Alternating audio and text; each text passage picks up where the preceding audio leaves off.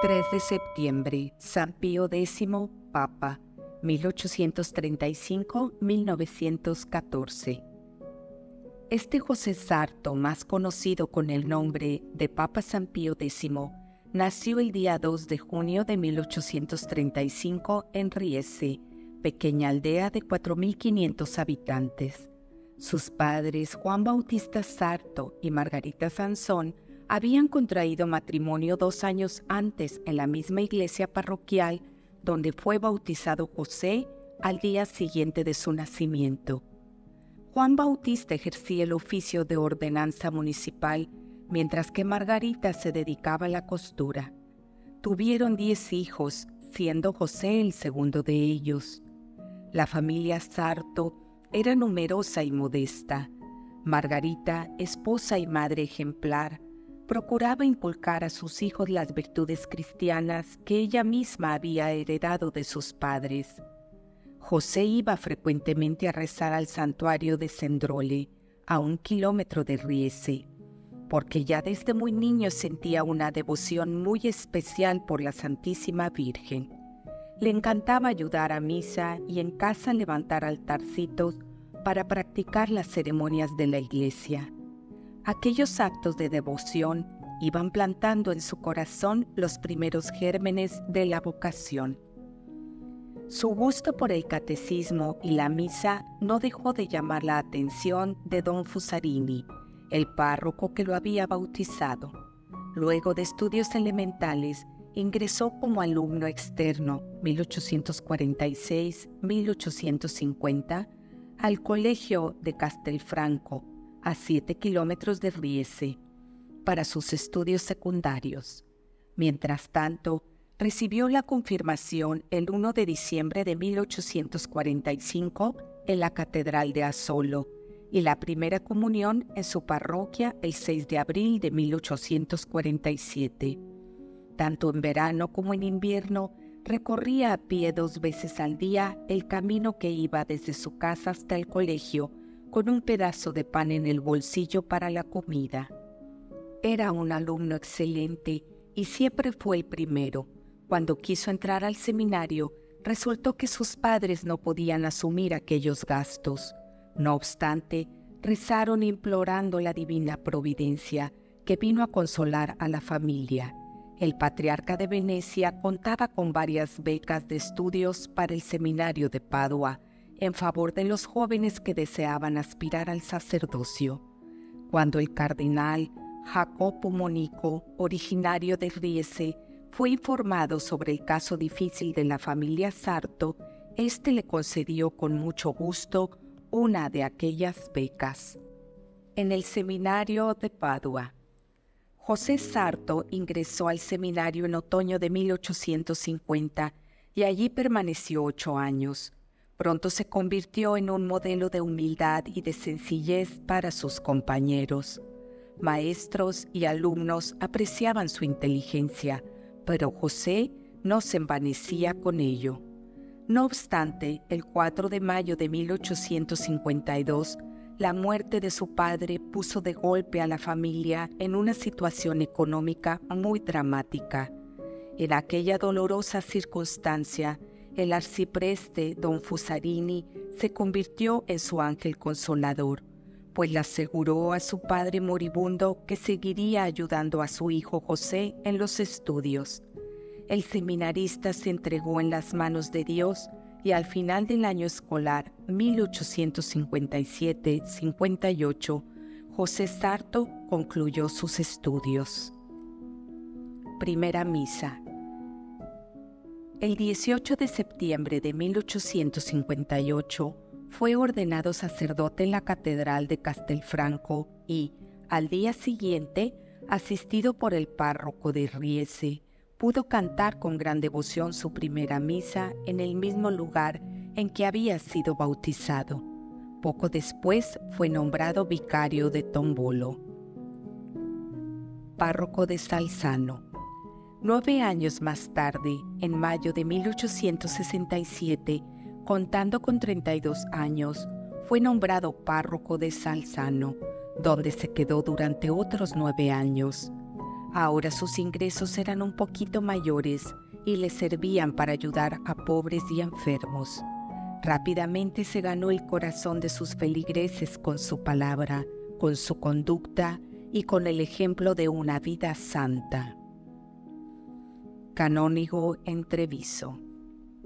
Treviso queda a 30 kilómetros de Venecia. En 1875, el obispo de Treviso pensó en el arcipreste Sarto, cuyas eminentes cualidades de espíritu y corazón tanto apreciaba, para ponerlo de canónigo en la catedral de aquella ciudad.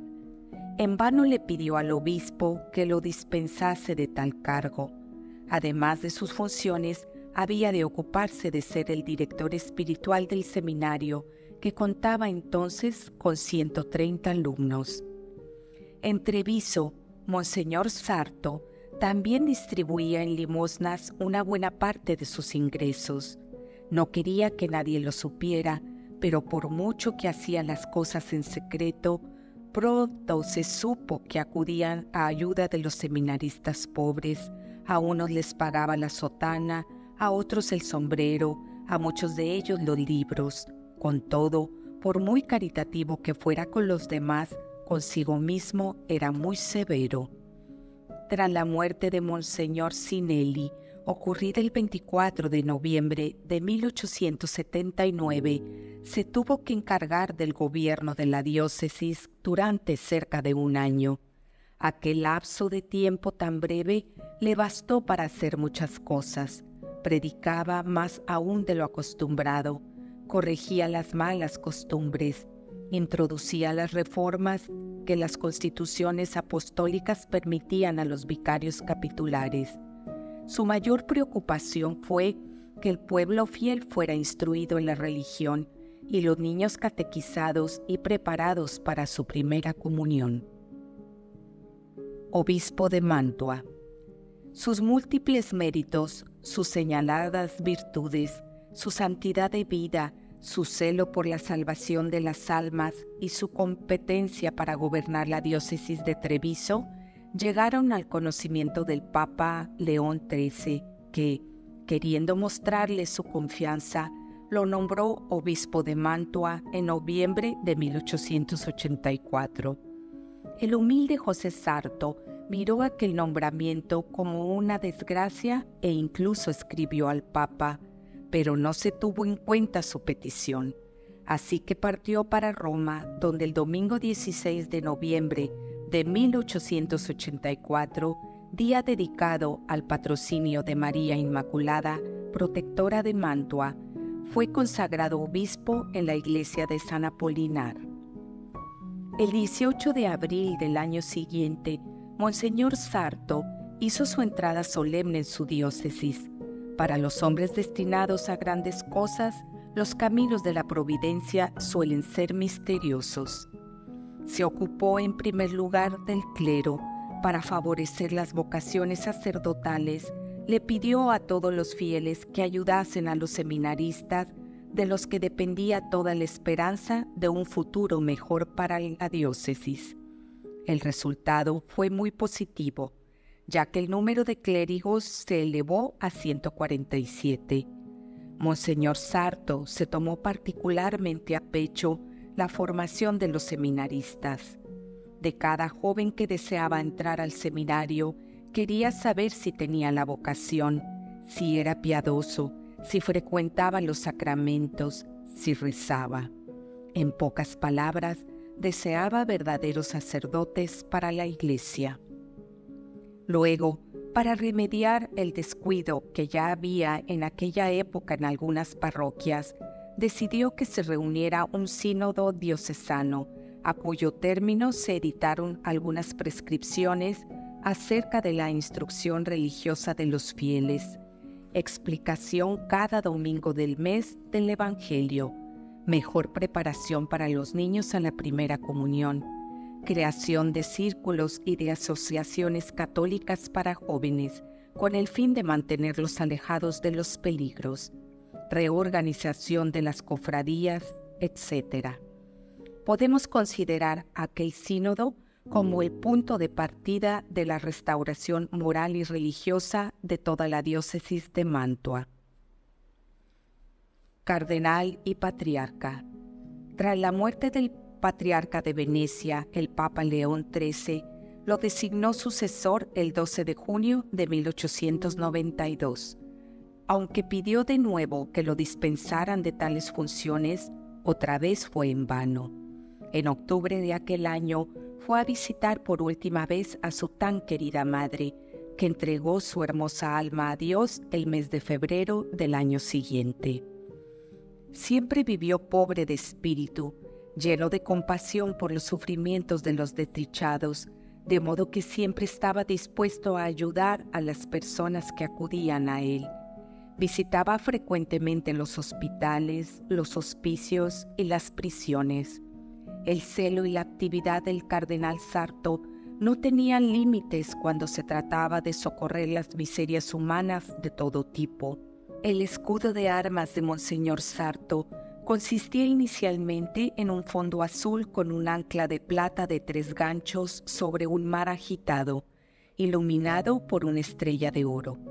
Los 3 ganchos del ancla simbolizaban la fe, la esperanza y la caridad, la cual tenemos como segura y firme áncora de nuestra alma. Hebreos 6:19. La estrella evocaba a María, pero ahora que era patriarca de Venecia, añadió a su escudo el león alado que tiene el Evangelio, representación de San Marcos, patrón principal de la augusta ciudad, con estas palabras: Pax tibi marche evangelista meus. Cuando fue elegido Papa, San Pío X conservó el león en sus armas, añadiendo tan solo las insignias del sumo pontificado. Un Papa excepcional. El 20 de julio de 1903, León XIII entregó su alma a Dios. Unos días más tarde, el 26, el patriarca Sarto dejaba Venecia para acudir al cónclave. Tras los primeros escrutinios, la elección del cónclave se inclinó en favor del cardenal Sarto. Cada escrutinio iba aumentando los votos a favor suyo, y él suplicaba con gran humildad a sus compañeros que no votaran por él. Pero Dios iba a decidir de un modo muy distinto. Al 7º día, el 4 de agosto de 1903, el cardenal Sarto fue elegido sucesor de San Pedro. El humilde electo, con la cabeza baja, los ojos cerrados y con sus labios musitando una plegaria, escuchó las palabras de regla del cardenal decano. ¿Acepta usted su elección según las reglas canónicas al sumo pontificado? El augusto electo, levantando al cielo sus ojos bañados de lágrimas, dijo a ejemplo del Salvador en el Jardín de los Olivos: si este cáliz no puede alejarse de mí, hágase la voluntad de Dios. Acepto. José Sarto, humilde hijo de una ordenanza municipal y de una costurera, se había convertido el Papa. El 9 de agosto fue coronado Papa en la Basílica de San Pedro. En los 11 años de su pontificado, redactó no menos de 3.300 documentos para restaurar todas las cosas en Cristo. Manifestamos que en la gestión de nuestro pontificado tenemos un solo propósito: instaurar todas las cosas en Cristo, para que efectivamente todo y en todos sea Cristo, como escribió en su primera encíclica E Supremi Apostolatus, el 4 de octubre de 1903. El defensor de Jesucristo y de su Iglesia. El papel del Papa en cuanto a vicario de Jesucristo en la tierra y defensor de la Iglesia consiste en conservar y propagar la fe y doctrina católicas. Apenas San Pío X subió al trono pontificio, se dedicó valientemente a esta misión.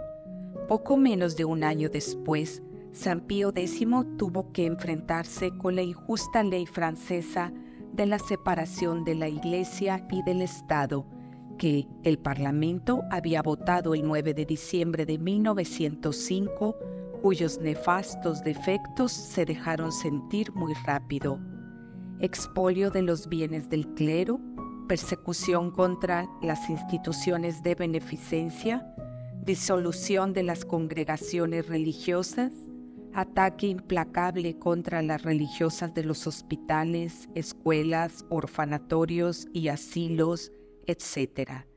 En tales circunstancias, San Pío X protestó enérgicamente mediante la encíclica Vehementer del 11 de febrero de 1906, en la que condenó solemnemente aquella ley, y un año más tarde, mediante la encíclica, una vez más, condenó la persecución contra la Iglesia en Francia.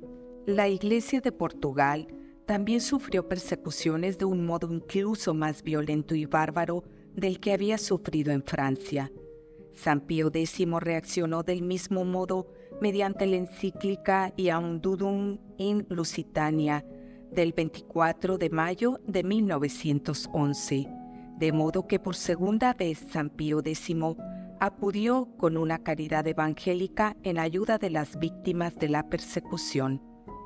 El 24 de mayo de 1910 publicó la encíclica Edite Sepe, en la que se traslucía su fortaleza en la lucha contra los errores de aquellos tiempos, indicando los rasgos que distinguen una verdadera reforma de una falsa y desenmascarando a los supuestos reformadores. Por tal razón, San Pío X exhortó a todos los fieles a vivir como buenos cristianos, a frecuentar los sacramentos y a dedicarse a la salvación de su propia alma. El reivindicador de la fe.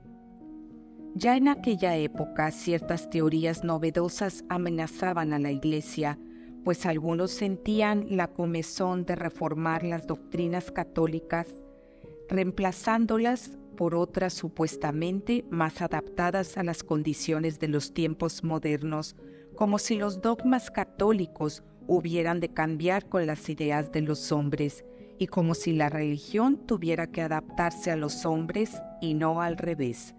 Herejía que hoy ha difundido ampliamente la doctrina progresista. Los llamados modernistas empezaban a infiltrarse casi por todas partes.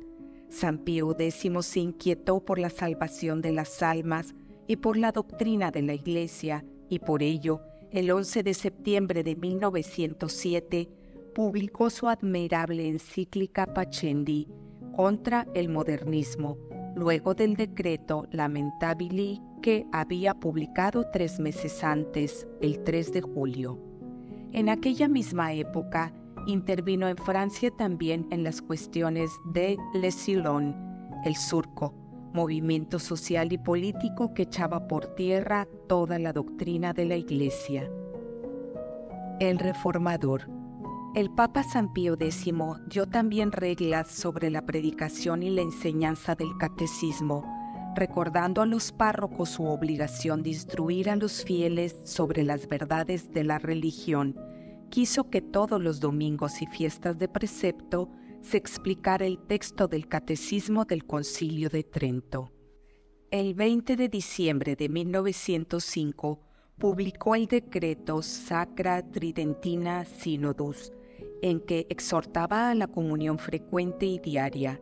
Esta solicitud del Santo Padre produjo en todas partes frutos admirables, constituyendo un verdadero resurgir universal de la devoción eucarística.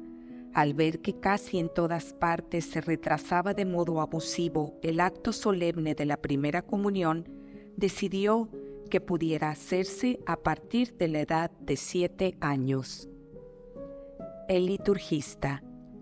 Como algunos compositores profanos y teatrales tomaban la delantera al canto gregoriano, que es el canto litúrgico adoptado por la Iglesia, el 22 de noviembre de 1903, San Pío X escribió su motu proprio, Tra le sollecitudini, combatiendo con toda fuerza aquella profanación, creando una comisión encargada especialmente de restablecer en su primitiva belleza el canto litúrgico y fundando una escuela superior de música sagrada. A estas reformas necesarias hemos de añadir la del breviario, mediante la bula Divino Afflatus del 1 de noviembre de 1911. A lo largo de su pontificado, San Pío X canonizó 4 santos y proclamó a 73 beatos. El 50º aniversario de la proclamación del dogma de la Inmaculada Concepción se convirtió para San Pío X en un motivo más para hacer amar la Santísima Virgen, pues mediante la encíclica Adiem Illum del 2 de febrero de 1904, exhortaba a todos los fieles a honrar a nuestra buena Madre del Cielo y a implorar frecuentemente su protección. El legislador. El 19 de marzo de 1904, San Pío X decidió la unificación del derecho canónico, para lo cual estableció una comisión de cardenales. Aunque este código se publicó bajo Benedicto XV, la gloria por ello le corresponde a San Pío X, que fue quien puso toda su alma a servicio de esta elaboración. En Francia la familia empezaba a ser atacada por las ideas masónicas, razón por la cual, para su integridad, San Pío X modificó mediante el decreto Ne Temere del 2 de agosto de 1907 las reglas referentes al compromiso y a la celebración del matrimonio. La muerte del Santo Papa. En 1914 estalló la Primera Guerra Mundial. Imposible expresar el sufrimiento que San Pío X experimentó ante el pensamiento de la espantosa matanza en los campos de batalla. El 2 de agosto de 1914 compuso una ardiente oración por la paz que envió a todos los católicos del mundo. Una bronquitis había debilitado su robusta salud, pero fue sobre todo la visión de aquella guerra horrible, cada día más cruenta, la que lo fue abatiendo. El augusto enfermo pasaba los días y las noches en oración, pidiendo la paz. No obstante, su estado de salud se fue empeorando día a día. El 19 de agosto de 1914 se le administraron los últimos sacramentos que recibió con mucha piedad. Ya había perdido el uso de la palabra, pero guardaba su lucidez. A la 1:15 de la mañana, o sea, de la noche del 19 al 20, aquel Santo Papa entregó su alma a Dios. El testamento de San Pío X. San Pío X empieza su testamento con una invocación a la Santísima Trinidad, seguida por un acto de confianza en la Divina Misericordia, y añade: nací pobre, he vivido pobre y quiero morir pobre. Pidió que sus funerales fueran también lo más sencillos que permitieran las reglas litúrgicas. Prohibió que su cuerpo fuera embalsamado y quiso ser enterrado en las grutas de la Basílica Vaticana. Los despojos mortales de San Pío X, revestido con ornamentos pontificios, fueron trasladados a la Basílica de San Pedro y expuestos en la capilla del Santísimo Sacramento. La ceremonia de sus exequias tuvo lugar el 23 de agosto de 1914. El primer proceso para su canonización tuvo lugar el 14 de febrero de 1923 y duró hasta 1931. 12 años más tarde, el Papa Pío XII abrió el segundo proceso y el 3 de junio de 1951 fue proclamado solemnemente beato en la Basílica de San Pedro de Roma. Finalmente, fue canonizado en 1954.